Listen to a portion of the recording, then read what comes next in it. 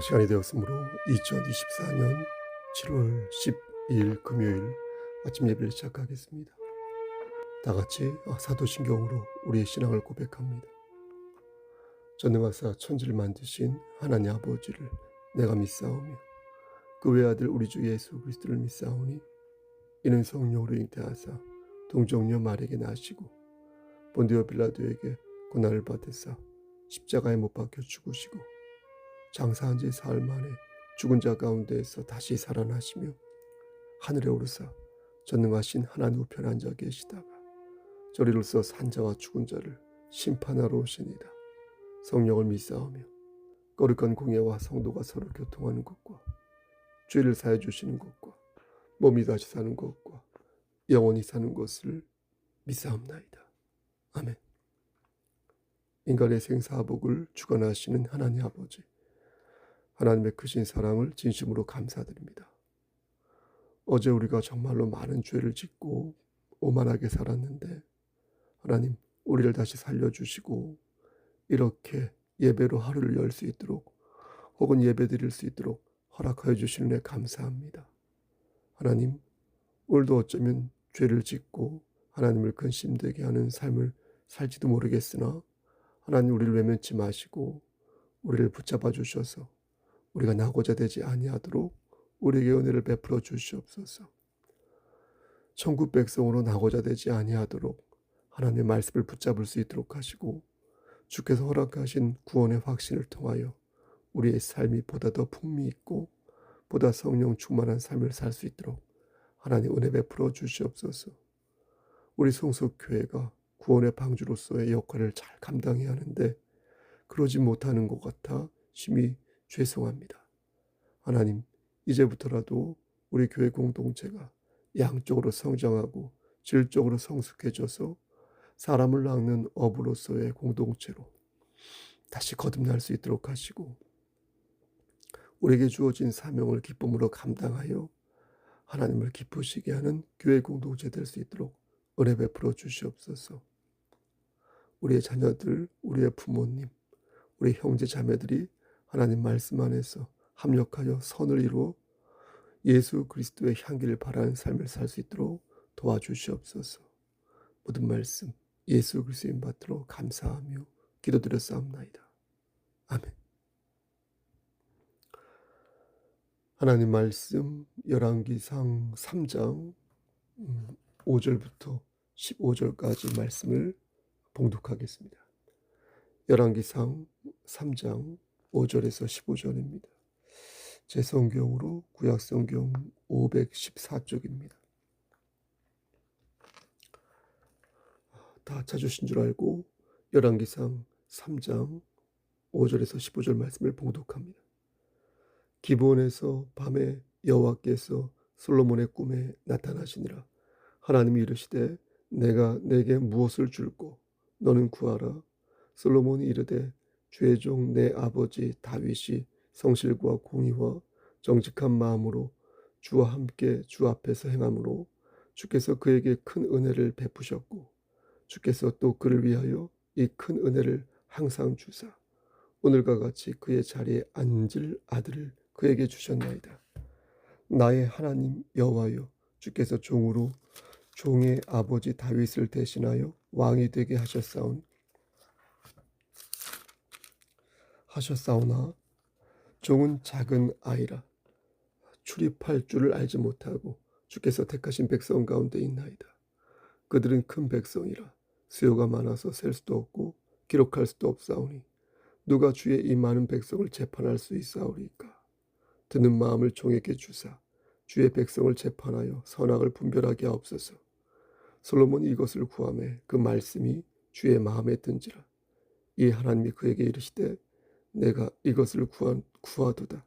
자기를 위하여 장수하기를 구하지 아니하며 부도 구하지 아니하며 자기 원수의 생명을 멸하기도 구하지 아니하고 오직 송사를 듣고 분별하는 지혜를 구하였으니 내가 내 말대로 하여 내게 지혜롭고 총명한 마음을 주노니 내 앞에도 너와 같은 자가 없었거니와 내 뒤에도 너와 같은 자가 일어남이 없으리라. 내가 구하지 아니한 부귀와 영광도 내게 주노니 내 평생의 왕들 중에 너와 같은 자가 없을 것이라. 내가 만일 내 아버지 다윗이 행함같이 내 길로 행하며 내 법도와 명령을 지키면 내가 또 내 날을 길게 하리라. 15절. 솔로몬이 깨어보니 꿈이더라. 이에 예루살렘에 이르러 여호와의 언약궤 앞에 서서 번제와 감사의 제물을 드리고 모든 신하들을 위하여 잔치하였더라. 아멘. 하나님, 이 말씀을 들어 사용하여 주시옵소서. 예수님의 이름으로 기도하였습니다. 아멘. 솔로몬은 지혜로운 왕이었습니다. 하나님께서 솔로몬에게 무엇을 줄까 물으셨을 때 솔로몬은 지혜를 구했습니다. 하나님께서는 솔로몬의 답을 흡족하게 여기셨고 솔로몬이 구하지 않았던 부귀 영화까지 허락하셨습니다. 사실 어떻습니까? 지혜는 눈에 보이지 않습니다. 그래서 주셨는지 안 주셨는지 확인할 길이 없습니다. 하나님 편에서도 그렇고 솔로몬 편에서도 그렇습니다.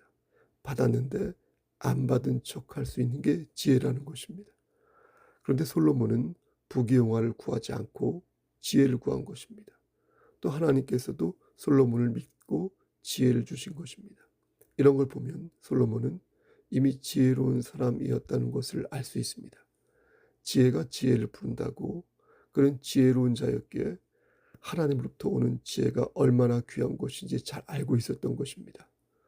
어쩌면 솔로몬은 이미 받은 은혜를 확인하는 차원에서 지혜를 구한 것일 수도 있었겠다는 생각이 드는 것입니다. 물론 하나님께서 직접 그에게 무엇을 줄까 물으셨지만 여기서 핵심은 솔로몬이 지혜를 받을 만한 준비가 되어 있었다는 것을 하나님께서 모르셨을 리가 없다는 것입니다. 9절 말씀을 보면 솔로몬이 이해하고 있는 지혜가 어떤 지혜였는지 알 수 있습니다. 솔로몬은 선악을 분별하게 해달라고 말하는데 왜 이런 말을 했을까 곰곰이 생각해 보면 쉽게 답이 나옵니다. 솔로몬은 아버지 다윗에 이어서 왕이 되었는데 정말로 큰 부담을 가지고 있었습니다. 다윗이 워낙 훌륭한 왕이었고요.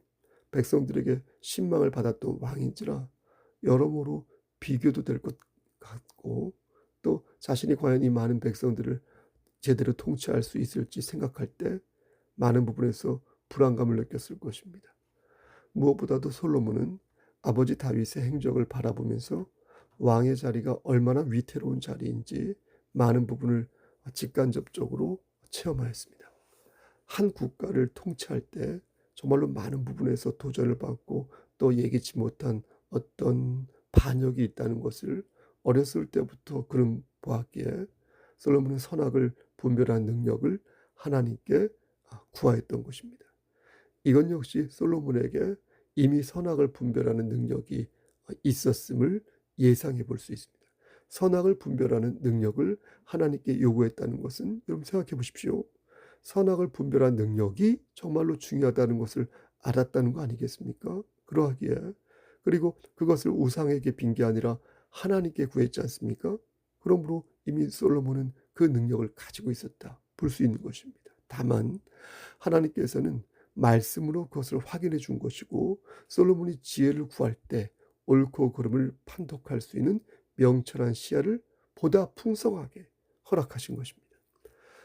전 여기에서 지혜의 순차적 과정이 있음을 보는 것입니다. 사실 이 과정은 따지고 보면 다른 모든 것에도 많은 것에도 적용되는 그런 거라고 생각하는데요. 특히 무언가를 결심할 때 엿볼 수 있는 대목이라고 생각합니다. 예를 들면 공부를 하려고 하면 공부를 해야겠다는 의지가 먼저 있어야 하지 않겠습니까? 우리가 운동을 하려고 하면 운동을 해야겠다는 의지가 응당 먼저 있는 것입니다. 그러니까 솔로몬은 지혜를 구하기 전에 지혜가 필요하다는 생각을 하였다는 것입니다. 앞에서도 말씀드렸지만 솔로몬이 지혜의 중요성을 몰랐다면 지혜를 구하지 않았을 것입니다. 그러므로 무엇을 얻고자 한다면 그것에 대한 갈망하는 마음이 먼저 있어야 하는 것입니다. 문제는 그 마음이 반듯해야 하는데 그렇게 해야 귀한 것을 이렇게 받을 때 어떻습니까? 귀하게 그것을 사용할 수 있는 것입니다. 만약 그렇지 않으면 돼지에게 진주 목걸이를 이렇게 걸어주는 셈이니 하나님께서 그러실 리가 없지만 귀한 것을 받으려면 어떻게 합니까? 응당 그만한 마음의 밭을 이렇게 갈고 있어야 옳은 것입니다. 만약 마음의 밭을 갈아놓고 있지 않으면 하나님께서는 우리에게 귀한 선물을 주시지 않을 것이니 거듭 말씀드리지만 그 이유는 우리가 그것을 받을 준비가 되어 있지 않기 때문인 것입니다. 근데 솔로몬은 준비가 된 사람이었다는 것입니다. 자신의 상황을 정확히 파악하고 있었고 하나님께 지혜를 받으면 그것을 어떻게 사용해야 할지 그 용처를 분명히 파악하고 분석하고 있는 왕이었습니다. 하나님께서는 이러한 솔로몬의 모습을 보시고 그에게 보다 풍성한 선악을 이렇게 분별하는 지혜를 주셨습니다. 솔로몬은 하나님을 경외하는 자였으니까 하나님을 경외하는 것이 무엇입니까? 지식의 근본이므로 솔로몬에게 지혜가 왔다는 것은 곧 신앙의 원칙이 세워졌다는 의미가 되는 것입니다. 여러분, 신앙의 원칙이 세워지면 어리석은 행동을 하다가도 이게 아니다 싶어서 잽싸게 하나님 앞에 무릎을 꿇습니다. 그러니까 신앙의 원칙이 있는 사람은요, 하나님을 경외할 때요, 모든 일이 형통해진다는 것을 잘 알기에 이렇게 잘못된 길을 가다가도 다시 돌아온다는 거예요. 그러므로 우리는 신앙의 원칙을 절대 포기해서는 아니 된다는 것입니다. 하나님을 경외하는 일을 신앙의 계보로 알아 우리의 자녀들에게 가르쳐야 할 것이며 하나님을 경외하는 일이 세상의 끝에서 우리가 유일하게 붙잡고 있어야 할 최선의 행동임을 우리는 명심하고 또 명심해야 할 것입니다. 14절 말씀을 보면 구체적으로 어떻게 하는 것이 신앙의 원칙을 지키는 것인지 말씀합니다. 네가 만일 너의 아버지 다윗의 행함같이 내 길로 행하여 내 법도와 명령을 지키면 내가 또 너의 날을 길게 하리라. 여러분 뭐라고 말씀합니까? 당신의 법도와 명령을 지키라고 말씀합니다. 그럼 어떻게 이것을 지킬 수 있을까요? 8절 말씀을 보면 그 방법을 유추할 수 있는데 솔로몬은 8절 말씀에서 선악을 분별할 수 있는 능력을 달라고 아뢰었습니다. 그랬더니 하나님께서 그 능력을 주시겠다고 말씀하셨습니다. 그런데 하나님께서는 여기에 조건을 다십니다. 내가 너에게 그 능력을 줄 터이니 대신 너는 나의 법도와 명령을 지켜라. 여러분 듣고 계신 것이죠? 다시요. 내가 너에게 그 능력을 줄 터이니 대신 너는 나의 법도와 명령을 지켜라.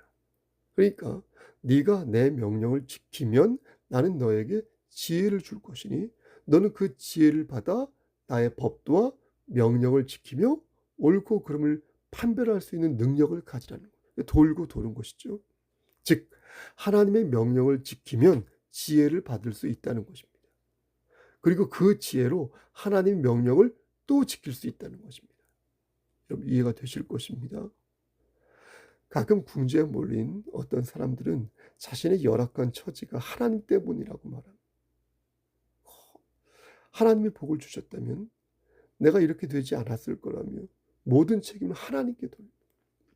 하지만 이것은 하나님께서 주신 복을 잘못 이해한 것입니다. 하나님께서는 너희가 금 나오세요 라고 말하면 금을 주겠고 너희가 은 나오세요 라고 말하면 은을 주겠다고 말씀하지 않으셨습니다. 여러분 생각해 보십시오. 솔로몬은 지혜 자체를 원했던 것이 아니었습니다. 솔로몬은 지혜가 나오는 하나님을 원한 것입니다. 자신이 하나님이 되기를 원했단 말이 아니라 하나님이 자신의 주인이 되기를 바랐다는 것입니다. 여러분 지혜가 밥을 먹여줍니까? 여러분 지혜 자체는 우리를 구원하여 주지 못합니다. 우리를 구원하여 주시는 분은 지혜를 주시는 하나님이시지 지혜가 아닌 것입니다. 솔로몬은 하나님께서 자신의 삶의 주인이 되셔서 자신을 끝까지 책임져 주기를 바란 것입니다. 그렇게 할 때 자신은 죽을 때까지 옳고 그름을 분별할 수 있는 능력을 갖게 된다고 본 것입니다. 그리고 하나님께서는 그런 솔로몬의 마음을 보시고 지금처럼 네가 나의 법도와 명령을 지키면 지금처럼 지혜를 공급받을 수 있다 이렇게 말씀하신 것입니다. 사랑하는 우리 성숙교회 성도 여러분, 이런 하나님의 가르침은요, 지금도 계속됩니다. 우리의 신앙 선조들을 생각하면 하나님의 이런 조건부적 가르침을 무시하고 어떻습니까? 결국 낙오자가 되는 것을 봅니다. 솔로몬도 말년에 어떻습니까? 우상을 숭배하지 않습니까? 하나님을 근심되게 하는 삶을 살았지 않습니까? 그가 그래서 어떻게 됐을지 저는 솔직히 모르겠습니다. 많은 신학자들이 구원에 관한 사랑과 지혜에 관한 사랑을 구분하면서 솔로몬이 말년의 법도와 명령을 지키지 않은 것은 칭의의 문제가 아니라 성화의 문제라고 말하지만 과연 그러한지는 하나님만이 아실 것입니다. 교회 다니는 많은 사람들이 하나님의 법도와 명령을 지키지 않으면서 이것은 칭의의 문제가 아니라 성화의 문제라고 빠져나가는 거죠. 그렇게 계속해서 하나님의 법도와 명령을 어기다가 여러분 생을 마치게 되면 그때에도 그건 구원의 문제가 아니라 성화의 문제라고 말할 수 있을까요? 혹시 오해가 있을 수 있으니 분명히 말씀드리겠습니다. 구원은 거듭나야, 중생되어야 가능합니다. 구원받을 수 있습니다. 영생을 받을 수 있습니다. 거듭난다는 것은, 중생하는 것은 하나님의 전적인 은혜가 있을 때 가능합니다. 그렇게 하나님의 은혜로 거듭난 자는 성령과 믿음을 선물로 받아 넘어지고 쓰러지더라도 다시 하나님을 의지하는 마음을 성령님으로부터 부여받게 됩니다. 전 이것을 부인하는 것이 아닙니다. 우리의 공로가 아니라 하나님의 은혜로 우리가 영생을 얻게 되었다는 것을 믿어 의심치 않습니다. 저는요. 그런데 우상을 숭배하고 하나님께서 하지 말라는 것만 골라 하다가 생을 마감하는 자를 과연 하나님을 의지하는 자라 말할 수 있을까? 왜 나에게는 지혜를 안 주는 것이냐고 툴툴거리면서 하나님을 끝까지, 막판까지, 죽을 때까지 원망하는 자를 보며 저건 성화의 문제이니 그래도 저 사람은 구원을 받았을 거라고 과연 말할 수 있을까? 물론 하나님만이 아시겠죠. 여러분, 그러나 저는 이 말씀을 드리지 않을 수 없습니다. 구원은요, 구원에 합당한 열매가 있어야 하는 것입니다. 구원에 합당한 열매가 없이 구원을 받았다고 말하는 것은 하나님의 주권과 하나님의 은혜를 빙자하여 자신의 죄를 합리화하고자 하는 수작에 불과한 것입니다. 저도 이것은 칭의가 아니라 성화의 단계이니 이 부분에 있어서 지혜가 필요하다며 여러분들을 안심시킬 수 있습니다. 실제 그렇게 강설을 여러 번 하였고요. 그리고 칭의와 성화를 구별하여 이해한다는 생각은 또한 지금도 변함이 없고요. 하지만 제가 딴 사람이 아니라 제가 제 자신을 성령으로 한 사람을 생각할 때 이렇게 말하면서 하나님의 법도와 명령을 지키지 않는 저를 보면서 면구하기 짝이 없는 것입니다. 이렇게 하나님의 법도와 명령은 복합적인 의미를 갖는다는 것입니다. 예수 그리스도의 은혜를 생각하면 무조건적이지만 우리의 신앙 고백과 내 모습을 생각하면 조건부적인 모습을 갖는다는 것입니다. 예를 들면 사도행전 16장 31절 말씀, 주 예수를 믿으라 그리하면 너와 내 집에 구원을 받으리라. 여기에 조건부의 말씀이 들어있죠. 구원을 받으려면 예수를 믿어야 한다는 것입니다. 하나님께서 조건을 다신 것일까요? 무조건적인 사랑이 하나님의 사랑이라든 왜 조건을 다신 이유가 무엇일까요? 솔로몬의 행각을 보면 알 수 있습니다. 솔로몬은 하나님을 경외하였지만 그게 오래가지 못했습니다. 하나님을 사랑하지 않으니까 솔로몬은 어떻게 했습니까? 마귀를 사랑했습니다. 하나님을 의지하지 않으니까 솔로몬은 어떻게 했습니까? 마귀를 의지했습니다.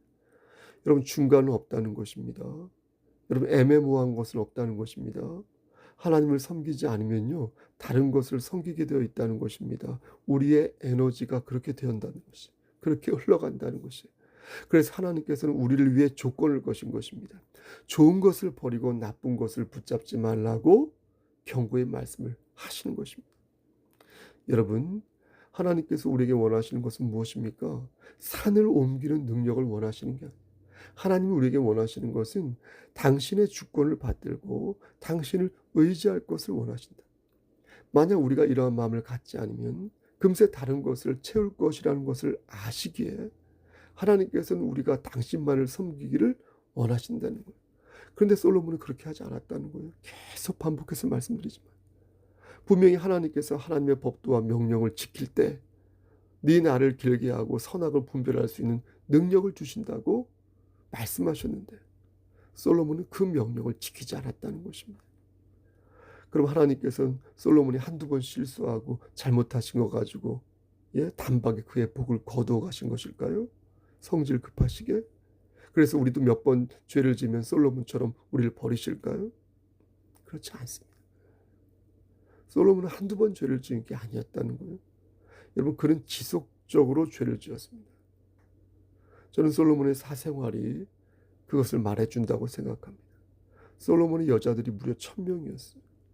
그의 아버지 다윗은 아내가 7, 첩이 3이었는데 당시에 문화적인 사회문화적인 것들을 고려한다 하더라도 솔로몬 너무 많았어요. 솔로몬 후궁이 700명이었어요. 첩이 300명이었어요. 이런 여러 각도에서 시사하는 바가 크지 않습니까? 당시 왕정 국가의 상황을 고려하여 일부 다처제의 문화를 이해한다고 해도 이건 심해도 너무 심한 거 아닙니까? 그럼 왜 솔로몬은 이렇게 많은 아내와 첩을 둔 것입니까? 두 가지 이유가 있을 것입니다. 하나는 자기를 과시하기 위해서, 또 하나는 솔로몬이 문란한 삶을 살았다는 방증인 것입니다. 열왕기상 11장 2절 말씀 보면 이방 여자들을 대하는 솔로몬의 마음이 잘 드러나는데 2절 끝부분에 솔로몬이 그들을 사랑했다 이렇게 말합니다. 여기서 그들은 이방 여자를 가리키거든요. 근데 솔로몬이 그 여자를 사랑했다는 거, 그 여자들을, 이 말씀과 대조된 말씀이 3절 말씀인데 솔로몬이 여호와를 사랑하고 그의 아버지 다윗의 법도를 행하였으나 산당에서 제사하며 분향하더라 라는 말씀이 그 부분입니다. 여러분 어떻습니까? 솔로몬은 하나님을 사랑했던 왕이었어요. 어느 순간부터 그런데 이방 여자들을 사랑했다는 거예요. 그래서 하나님을 떠나고 말았다는 거예요. 솔로몬은 1000명의 여자를 사랑했다는 거예요. 도대체 그 사랑은 어떤 사랑이었을까요? 어떤 사랑인 것일까요? 빤히 예상되는 대목 아닙니까? 하나님께서는 그런 솔로몬을 한 번에 내리치지 않으셨습니다. 솔로몬이 돌아오기를 계속해서 기다리셨습니다. 하지만 그는 끝끝내 돌아오지 않았습니다. 그는 이방 아내들과 함께 정말 열심히 우상을 숭배했고 그러면서 점점 깊은 나락 속으로 빠져들었습니다. 그리고 백성들은 변질되어가는 왕의 모습을 지켜보면서 왕을 따라 그들도 변질되었습니다. 우상을 숭배했습니다. 윗물과 아랫물이 모두 썩어가기 시작했고 이스라엘은 총체적으로 병들고 말아 결국 파국에 이르고 말았습니다. 말씀 마칩니다. 사랑하는 성석교회 성도 여러분, 하나님께서는 오늘 본문을 들어 우리에게 말씀하십니다. 너희는 지금 진리를 수호하고 있는가? 혹시 진리를 흔드는 자들과 함께 술잔을 기울이고 있지는 아니한가? 지혜를 구하던 너의 모습은 어디 갔는가? 찬송을 부르던 너의 모습은 당최 어디 갔는가? 휴대폰에 꽂혀서, 유튜브에 꽂혀서, 돈 버는 거에 꽂혀서, 정욕과 쾌락에 꽂혀서 너는 네가 받은 은혜를 잊고 살지는 않는가? 하나님께서 오늘 본문을 통해 우리에게 들려주신 말씀입니다. 여러분, 세상에서 가장 지혜로웠던 왕이 세상에서 가장 어리석은 왕이 되고 말았습니다. 그의 불신앙으로 말미암아 이스라엘은 반토막이 났고 이스라엘의 파국은 지금까지 이어지고 있습니다. 그러므로 저는 오늘 말씀을 들어 여러분들에게 권면하는 것입니다. 여러분, 부디 하나님을 향한 믿음의 순종을 지키시기를, 솔로몬처럼 막판에 미끄러지지 마시고 끝까지 천국 백성으로 남아 그것에 안착하시기를, 오늘도 그렇게 사시기를 우리를 죄에서 구속하여 주신 주 예수 그리스도인 받들어 간절히 축원합니다. 아멘. 이제는 우리를 죄에서 구속하여 주신 우리 구주 예수 그리스도의 은혜와 아버지 하나님의 만극하신 그 사랑하심과 성령 하나님의 교통하시고 인도하시는 모든 역사하심이 믿음의 순종을 지켜 하나님을 기쁘시게 하는 삶을 살다가 끝까지 그렇게 살다가 천국에 안착하기를 소원하는 여기 모인 성도와 그들의 가정과 이 제단과 이 나라 위에 하나님의 사랑하심이 세세토록 함께 계실지어다. 아멘.